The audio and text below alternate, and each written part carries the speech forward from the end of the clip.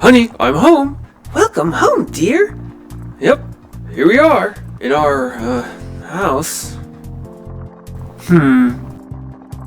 Dr. M, what do married humans do all day? What do they say to each other? Well, that's one of life's greatest questions, Photon. So it's worth learning from the best married couple in movie history, in fact. I'm Dr. M. This is my robot pal, Photon. Hello. Today's test subject, the Addams Family movie.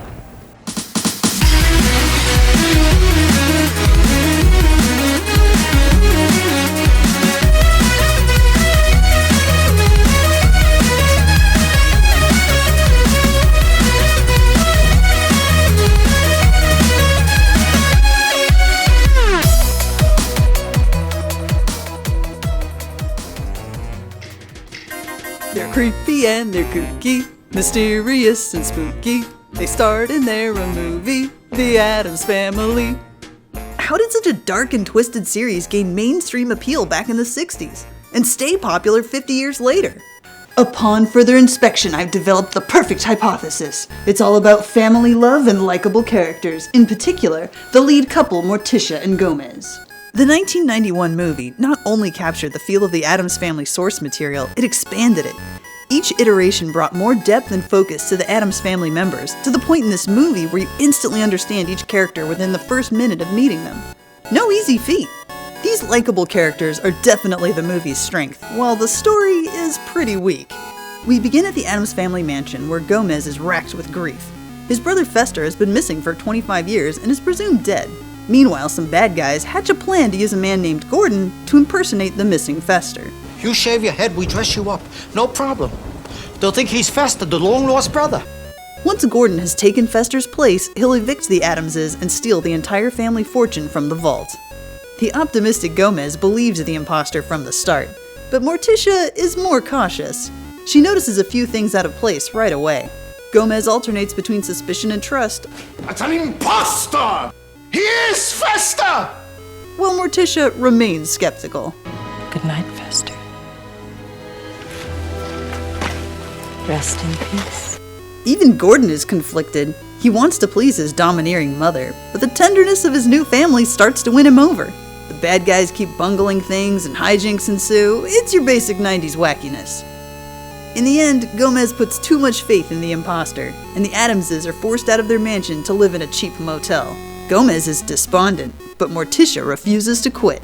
She tries to reclaim her rightful place, but is captured instead. Gomez rushes to save her, and in the chaos, Gordon is jolted and recovers his memory. He was Fester Addams all along, and helps restore the Addams family to their rightful place. Stranger things have happened. What did you think of this movie, Photon? I liked it, but the Addamses are very strange.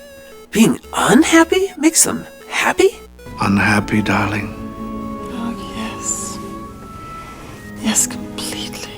That upside-down perspective is pretty weird, but I think that's part of their appeal. If you look at it another way, it's like they can find something positive in any circumstances, even in suffering. I also don't understand why Fester needs to shave his head when he's naturally bald. Even in home movies where he's a little boy. He's as smooth as an egg. I noticed that too, and I really didn't like Christopher Lloyd cast as Uncle Fester. The fat suit they put him in just looks bulky and fake, and he didn't really seem like Fester so much as Christopher Lloyd dressed as Fester. This would have been okay if he played a minor role, but he's the plot's pivotal character. I wish they just cast an actor who's actually fat, bald, and jowly. On the other hand, Romeo Juliet and Angelica Houston become Morticia and Gomez. I'm going out on a limb here and saying these two characters are the married power couple in all movie history. They're just so awesome together. A lot of movies show married couples as constantly bickering and putting each other down. Maybe it's cathartic to see a little of this ugliness, but it gets annoying when they're all this way. At some point, I want to see a few examples of couples that actually work as a team and enjoy each other. What do you mean, Doctor? There's lots of happy couples in movies, like Jack and Sally, or Wesley and Buttercup. But those are all new relationships that fade to black at the end of the story. It's less clear if they could survive the decades to follow. Morticia and Gomez's love life strikes the perfect chord. For starters, they have a lot in common. They both enjoy a dark sense of humor. Looks just like a little entree. gothic tastes in their fashion and home decor, and they share the same moral values of giving to charity and putting family first. No wonder they enjoy each other so much. Lack of common interest is what kills most romantic subplots for me in movies.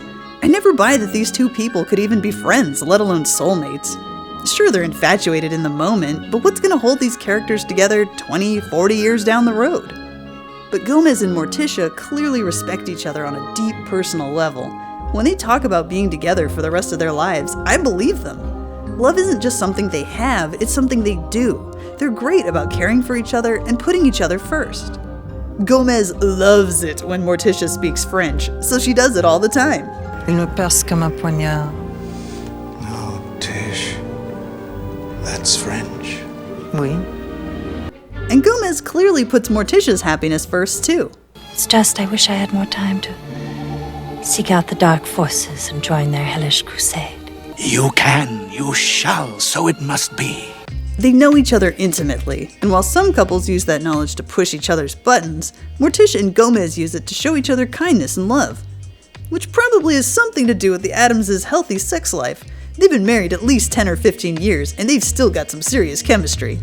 Tish, seeing you like this, my blood boils. Das das mal. Most movies show monogamy as boring and sexless, but Morticia and Gomez can barely keep their hands off each other. Leather straps, red-hot pokers. Later, my dearest. Oh my! And they're great parents, too. In their own Addams Family way, of course. Is that for your brother? I don't think so.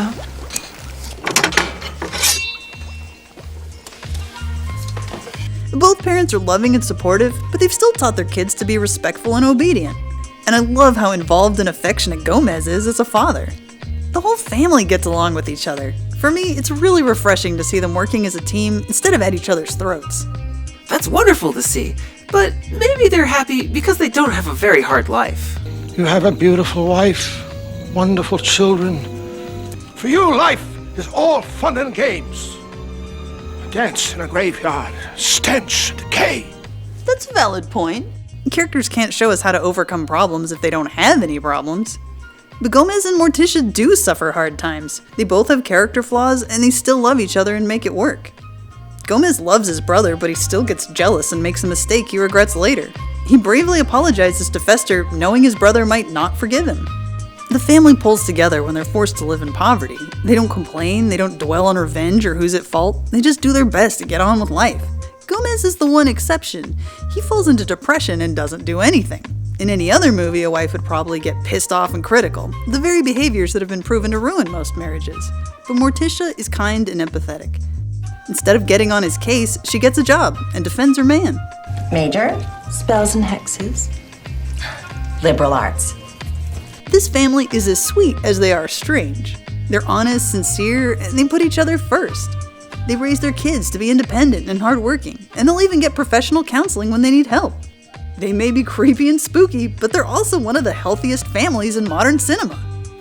Marriage can be pretty great if you do it right. You get to live with your best friends, maybe even make movies together.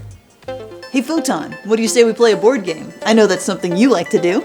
Okay, and I'll let you win, because that's what you like to do. Don't listen to him. I win because I'm good. See you next time.